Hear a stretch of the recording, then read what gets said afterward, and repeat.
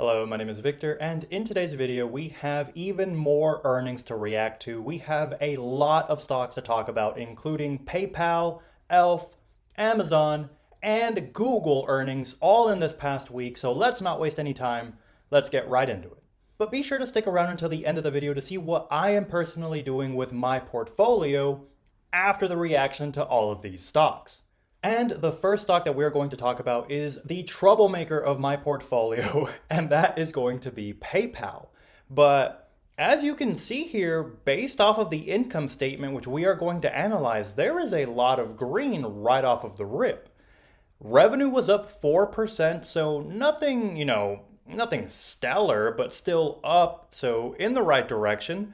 I did like to see that G&A, general and administrative expenses, were down 8% over the last quarter. Love to see that. And as you would expect, if the top line is up but your expenses are down, operating income should look very decent, and it did, up 14% compared to this time last year.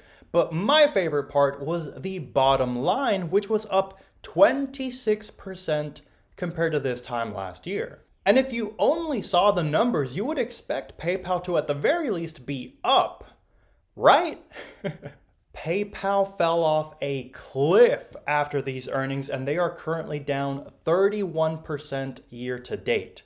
And I am here to ask the question, why did Wall Street sell PayPal so viciously after these earnings? Especially because, as we just saw, the numbers were not bad. And, well, after I did some digging, it turns out that the PayPal CEO was fired after these earnings. We do have the name of the new CEO, and his name is Enrique Lores, and he was the former CEO of HP. He is going to replace Alex Chriss, and it seems to me like the reason why they got rid of Alex was because of concerns with revenue growth. And while, yes, I do agree that revenue has not been anything astounding or anything to brag about, but Alex Chriss was doing a good job of not only keeping revenue up and growing quarter over quarter, but also doing a great job of making sure that the top line money was making its way down to the bottom line. And that was always his focus, to grow the net income over time. But it turns out the board of directors was not in agreement with me, and it seems like there's also earnings growth concerns for 2026. And I know it's a little bit hard to see here because it fades out right at the end, but I did want to mention this because I highlighted it in red, and it reads, PayPal is expecting earnings to decline in 2026 after growth from its key branded checkout product, which lets customers use PayPal when making online payments, sputtered in the fourth quarter of 2025. I'm sure you can see why PayPal is the problem child in the portfolio right now, but be sure to stick around until the end of the video to see what my decision was or what I am doing with my PayPal position. We are going to keep it moving though because we have a lot of stocks to talk about in today's video, and the next one that we have is an income statement analysis for Elf stock. Elf had an amazing quarter. Revenue was up 38%, operating income up a staggering 93%, and net income more than doubled compared to this time last year, up over 120%.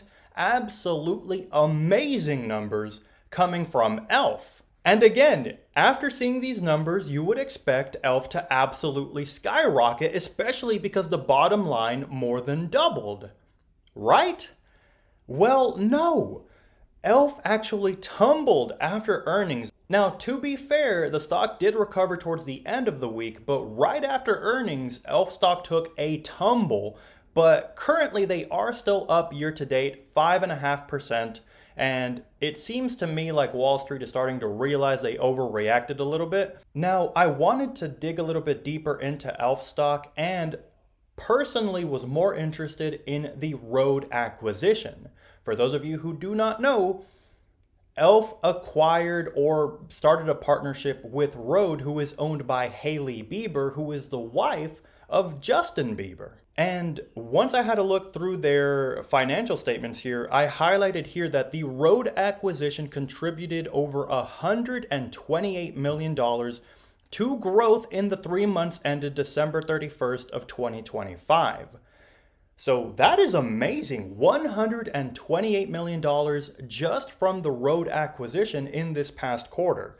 In fact, it was so good that Elf had to revise their outlook for 2026.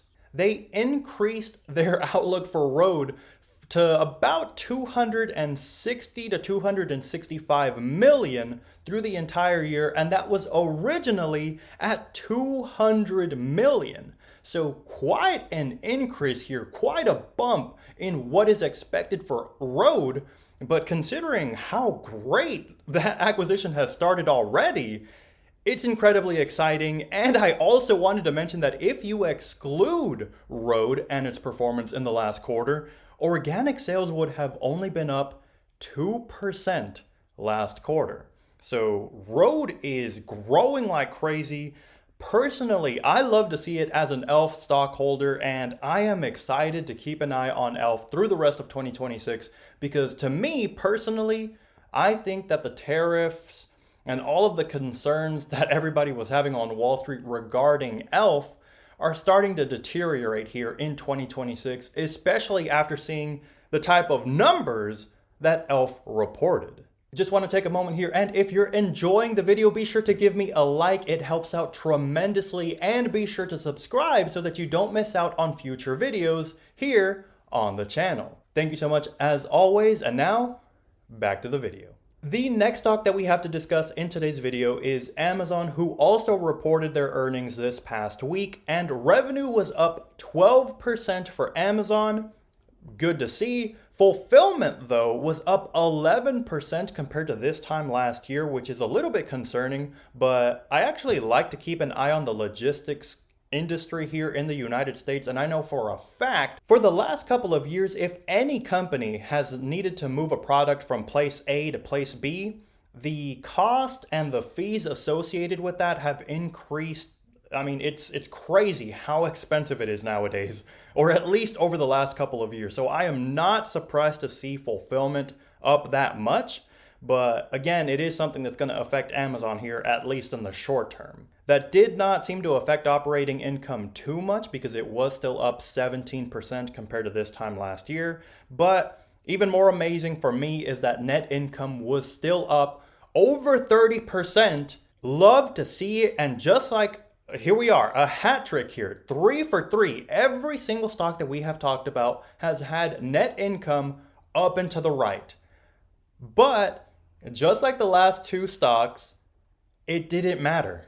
Amazon absolutely tumbled after earnings. In fact, Amazon is now down 7% year to date. And again, here I ask, what is happening with these stocks where they come in, they're reporting decent to solid earnings, money that is making its way down to the bottom line, and yet these stocks cannot catch a break? So what exactly was the main concern regarding Amazon? Well, after I did some research, I found that their projected CapEx spending for 2026 is a whopping $200 billion. And right away, I was like, oh, yeah, that is the reason why Amazon was down so much despite their pretty solid earnings in the past quarter.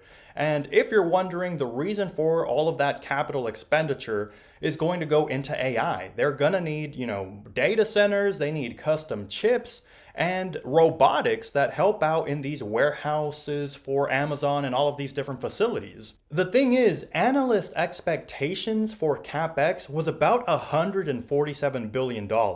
And when you take into consideration how much money Amazon spent on CapEx in 2025, that is an increase of over 50% for CapEx. I mean, that is a very high number. The amount of money that Amazon is spending here on AI, it's a bit concerning to Wall Street, and they're starting to ask the question, okay, if they're going to be spending this much money, exactly how long is it going to take before we start seeing some of that recouped here on the bottom line? Are we talking over the next year, the next 5 years, 10 years? Because it's a lot of money that is being spent, but we're going to put a pin on that because I want to talk about that at the end of the video. So keep that in mind. But yeah, it's a pretty penny that Amazon is spending here. And the final stock that I want to talk about is Google, who also reported their earnings. But keep in mind, I'm looking at their 10K. But as you can see here, very good earnings from Google. Revenue was up 15%. Operating income was also up 15%, at least in the last year here. So this is the end of 2025, but I also have 2024 numbers here listed for you if you are interested in looking at that. But net income over the last year was up 32%. Very similar to Amazon. Great numbers, money making its way down to the bottom line. I even put a note here, solid. Everything looks great. But just like every other stock that we've talked about, the market right now is spooked. They don't care about the numbers. Only one thing matters to Wall Street right now, and if you come in with something they do not want to see, your stock is going to go down, and Google is no exception to that because after earnings, again, Alphabet, Google, whatever you want to call it, was down massively. Now Google is only up 3% year to date, and again, why did Wall Street panic? Let's see here. You in the white t-shirt down in the front, you want to take a wild guess at what exactly Wall Street didn't like? I'll give you a hint. It rhymes with Max Rex. Yes, CapEx spending projections for 2026 are about $180 billion. Not as high as Amazon, but still a pretty penny. And again, Google is doubling down on AI and making sure that their data centers are up to date and they have as many as they need. But again, Wall Street is not liking the amount of spending because they only had projections for CapEx of about $120 billion. Even more concerning for Google was that CapEx spending in 2025 was about $90 billion. So Google is essentially coming in and saying we are going to double the rate of CapEx spending for the year. Again, it's a little concerning to Wall Street, but just like with Amazon, I'm going to group all of them together at the end of the video, and then I will give you my opinion on what I think is going on here and then what I am doing based on this information. So be sure to stick around until the end of the video. But okay, Wall Street seems to be spooked. Spending looks like it's getting out of control when it comes to AI. But what exactly am I doing when it comes to my portfolio? Am I panicking? Am I getting rid of stocks? Am I selling? Absolutely not. I am buying. I will continue to buy so long as stock prices are at a discount. That is what I have done now for 8 years that I have been in the stock market, and I do not plan on changing that. If you give me a stock at a value price, I'm gonna buy it. Like, I'm not gonna be going out of my way to buy stuff whenever it's overpriced. That doesn't make any sense. To me, I love buying stocks when they're undervalued. When everybody else is losing their minds and, worried about something, because there's always something every single year. Wall Street is always going to be panicked over something. I just put my head down, I do my projections, I run my numbers here, and if everything makes sense, I buy. That is my game plan, and I am going to continue to do that, but I bought 3 stocks here over the last week. The first one that I bought was PayPal. Now, I want to be honest here. I did struggle a little bit with that decision because, while yes, I did like to see the numbers. Revenue was up, net income a strong 20%-ish, bottom line increase.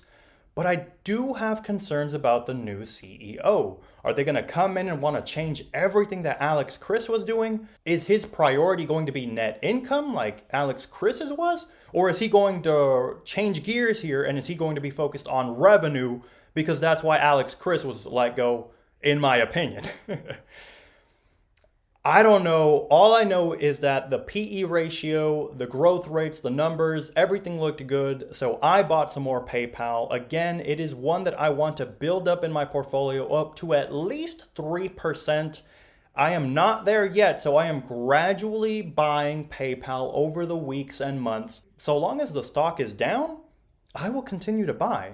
And that is exactly what I am doing with the second stock that I bought, and that is Netflix. Netflix is still down 10% year to date, and just like PayPal, if you've subscribed here to the channel, you know that these are my two stocks that I am keeping an eye on because I want to build these positions throughout 2026. And the final stock that I bought here is Amazon, down 7% year to date, and again, it's now Amazon is not like Netflix and PayPal. It's actually a decent sized position in my portfolio already. It might actually be the second largest position in my portfolio.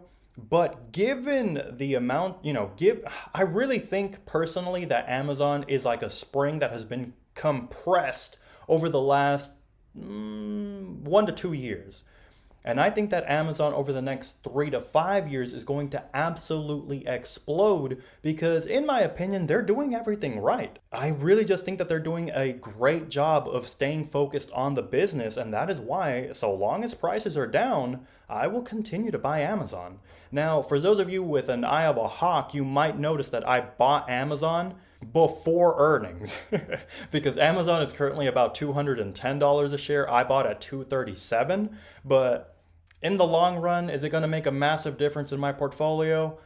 Absolutely not. If I were to buy again this week, I'm getting a cheaper price, which is what I would want anyway. So I'm not too upset about it.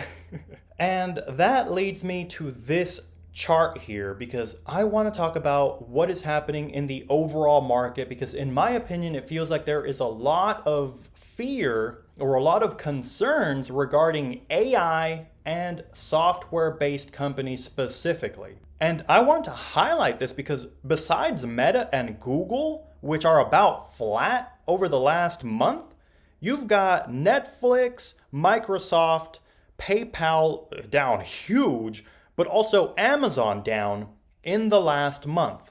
And by quite a significant percentage. We're not talking like 2 to 3% here. Microsoft is down 15% over the last month. PayPal has just been destroyed over the last year. What else is new? But Amazon also down about 10%. It's a lot of damage that has been happening and in a very short period of time.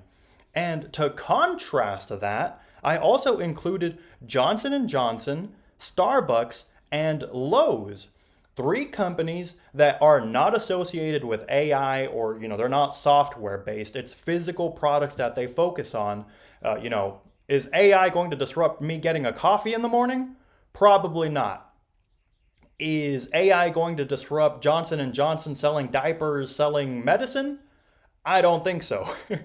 Lowe's, is AI going to come in and fix up something that I need to fix around the house?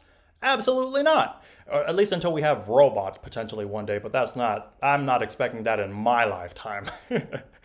And I also wanted to bring this up because these 3 stocks are also dividend payers. And it's funny to me because I'm starting to see a rotation where last year I would see a couple of comments here and there that I should not be in dividend stocks because they do not grow as much. And people really start to question whenever you have Meta or Google jumping up, 30, 40% over like 3 months. Why do you have these dividend stocks in your portfolio? Why wouldn't you just put all of your money into the high growth companies? And it's times like right now, which is why it's so important to be diversified and have these stable, boring companies, as some might call them, because when everybody starts freaking out about whatever it may be at the given time, growth companies will tumble, and they tumble by a large percentage. Whereas the rotation from being in growth companies to stable, what is viewed as safer companies, is what's happening right now. Look at, let's see here.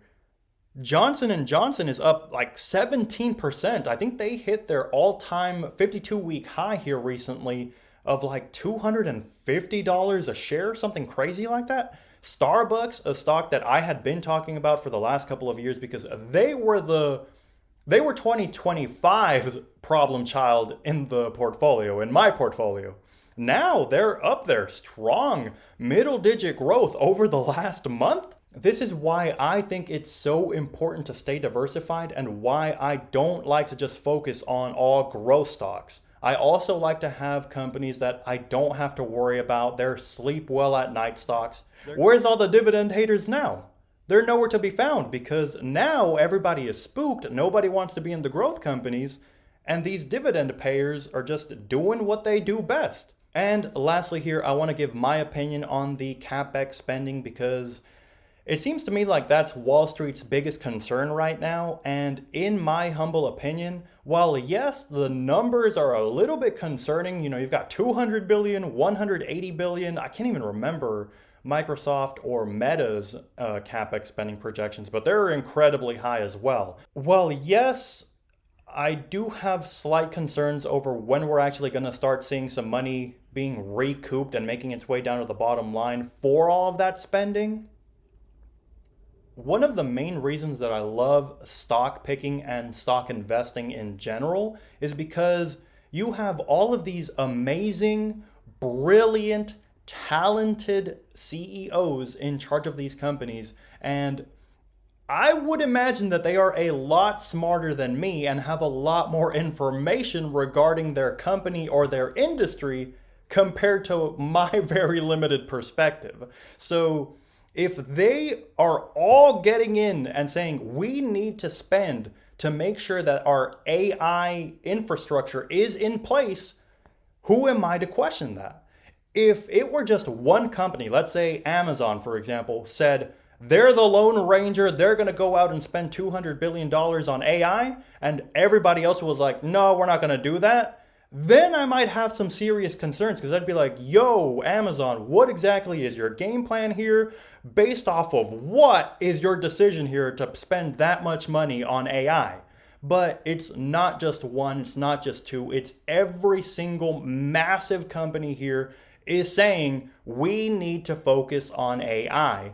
And if that is their main concern, I'm going to give them the benefit of the doubt and say they must have a reason to be spending that much money.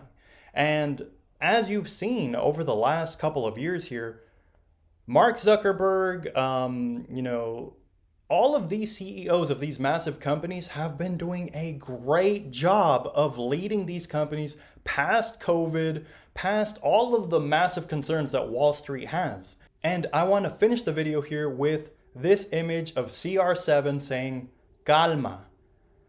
My main concern here over 2026, despite all of the madness going on in the world around me, is to focus on three things. And three things only that I can control. Having more income than expenses so that I can have extra capital to take advantage of these amazing opportunities, what I think are amazing opportunities in the stock market. Amazon at low 200s, you don't want them? Give it here. Netflix at $80, you don't want Netflix? I want it. PayPal, low 40s? Really? All right, hand it over. And that goes into my second point, and that is dollar cost averaging. I am down on my Netflix position right now. I am down on my PayPal position right now. So I will continue to dollar cost average into these stocks to lower my cost bases so that if my theory is correct, which is my third point here, in the long term, over the next 3 to 5 years, I will be able to look back and say, do you remember at the start of 2026 when everybody was freaking out and stocks were at an amazing price? I am so glad that I was able to take advantage and buy those stocks at amazing prices. Thank you so much to everybody who has made it until this point in the video. I think this is my longest video in the history of this YouTube channel. So if you made it until this point, be sure to give me a like. It helps out tremendously. Be sure to subscribe because I make weekly videos here talking about the stock market, individual stocks, and giving my opinion on what I am doing with my portfolio. And if that's something you like And if that is something you enjoy seeing, be sure to subscribe. As always, thank you so much, and I'll catch you in the next one. Peace.